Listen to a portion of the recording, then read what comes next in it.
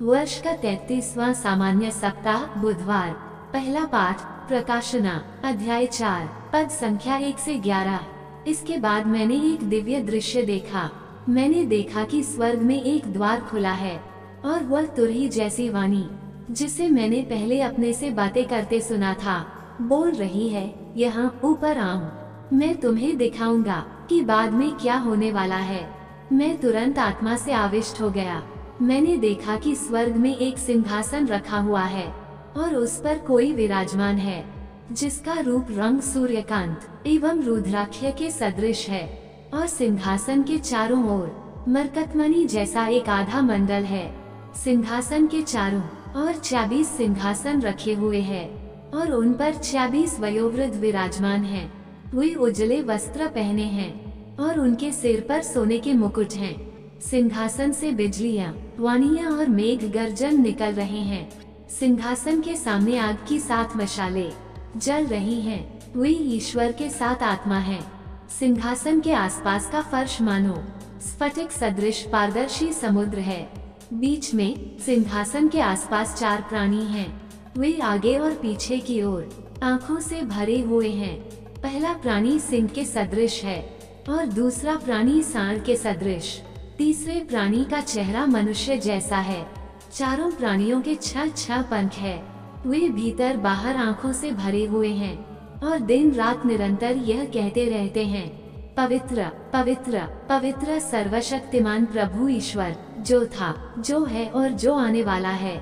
जब जब प्राणी सिंहासन पर विराजमान युग युगों तक जीवित रहने वाले को महिमा, सम्मान और धन्यवाद देते हैं, तब तब 26 वयोवृद्ध सिंहासन पर विराजमान को दंडवत कहते हैं, युग युगों तक जीवित रहने वाले की आराधना करते और यह कहते हुए सिंहासन के सामने अपने मुकुट डाल देते हैं, हमारे प्रभु ईश्वर, तू महिमा, सम्मान और सामर्थ्य का अधिकारी है, क्योंकि तूने विश्व की सृष्टि की। तेरी इच्छा से वह अस्तित्व में आया और उसकी सृष्टि हुई है। सुसमाचार, लूकस अध्याय 19, पद संख्या 11 से 28। जब लोग ये बातें सुन रहे थे तो ईसा ने एक दृष्टांत भी सुनाया, क्योंकि ईसा को यरूशलेम के निकट पाकर वे यह समझ रहे थे कि ईश्वर का राज्य तुरंत प्रकट होने वाला है। उन्होंने कहा, एक कुलीन मनुष्य राजपद प्राप्त कर लौटने के विचार से दूर देश चला गया। उसने अपने 10 सेवकों को बुलाया और उन्हें एक एक अशफी देकर कहा, मेरे लौटने तक व्यापार करो। उसके नगर निवासी उससे बैर करते थे और उन्होंने उसके पीछे एक प्रतिनिधि मंडल द्वारा कहला भेजा कि हम नहीं चाहते कि वह मनुष्य हम पर राज्य करे। वह राजपद पाकर लौटा और उसने जिन सेवकों को धन दिया था उन्हें बुला भेजा और यह जानना चाहा कि प्रत्येक ने व्यापार से कितना कमाया है। पहले ने आकर कहा, स्वामी, आपकी एक अशफी ने 10 अशर्फियाँ कमाई हैं। स्वामी ने उससे कहा, शाबाश भले सेवक, तुम छोटी से छोटी बातों में ईमानदार निकले, इसलिए तुम्हें 10 नगरों पर अधिकार मिलेगा। दूसरे ने आकर कहा, स्वामी, आपकी एक अशफी ने 5 अशर्फियाँ कमाई हैं। और स्वामी ने उससे भी कहा, तुम्हें 5 नगरों पर अधिकार मिलेगा। अब तीसरे ने आकर कहा, स्वामी, देखिए, यह है आपकी अशफी। मैंने इसे अंगोछे में बांध रखा था। मैं आपसे डरता था, क्योंकि आप कठोर हैं। आपने जो जमा नहीं किया उसे आप निकालते हैं और जो नहीं बोया उसे लूनते हैं। स्वामी ने उससे कहा, दुष्ट सेवक, मैं तेरे ही शब्दों से तेरा न्याय करूँगा। तू जानता था कि मैं कठोर हूँ। मैंने जो जमा नहीं किया मैं उसे निकालता हूँ और जो नहीं बोया उसे लूनता हूँ। तो तूने मेरा धन महाजन के यहाँ क्यों नहीं रख दिया? तब मैं लौटकर उसे सूद के साथ वसूल कर लेता। और स्वामी ने वहाँ उपस्थित लोगों से कहा, इससे वह अशर्फी ले लो और जिसके पास 10 अशर्फियाँ हैं उसी को दे दो। उन्होंने उससे कहा, स्वामी, उसके पास तो 10 अशर्फियाँ हैं। मैं तुमसे कहता हूँ, जिसके पास कुछ है उसी को और दिया जाएगा, लेकिन जिसके पास कुछ नहीं है उससे वह भी ले लिया जाएगा जो उसके पास है।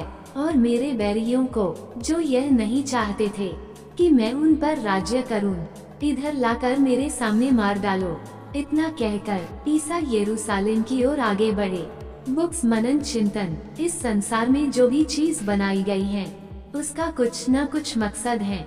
जैसे गाड़ियों का मकसद ट्रांसपोर्ट अर्थात परिवहन करना, कलम का मकसद लिखना, छत का मकसद सुरक्षा और छाया देना इत्यादि। यदि इन सभी वस्तुओं को बनाया गया है तो उसका कुछ न कुछ उद्देश्य या मकसद को देखकर बनाया गया है।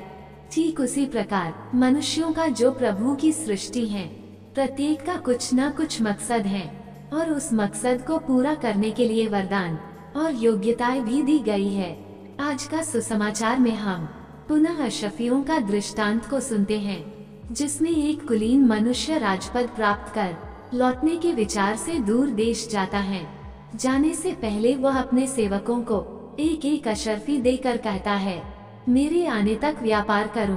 प्रभु यीशु ख्रीस्त जब इस संसार से जा रहे थे तब उन्होंने अपने शिष्यों को एक मिशन दिया, मुझे स्वर्ग में और पृथ्वी पर पूरा अधिकार मिला है, इसलिए तुम लोग जाकर सब राष्ट्रों को शिष्य बनाओ और उन्हें पिता, पुत्र और पवित्र आत्मा के नाम पर बपतिस्मा दो। मैंने तुम्हें जो जो आदेश दिए हैं तुम लो उनका पालन करना, उन्हें सिखलाऊं और याद रखो, मैं संसार के अंत तक सदा तुम्हारे साथ हूं। और इस मिशन को पूरा करने के लिए हमें पवित्र आत्मा प्रदान करने की प्रतिज्ञा की।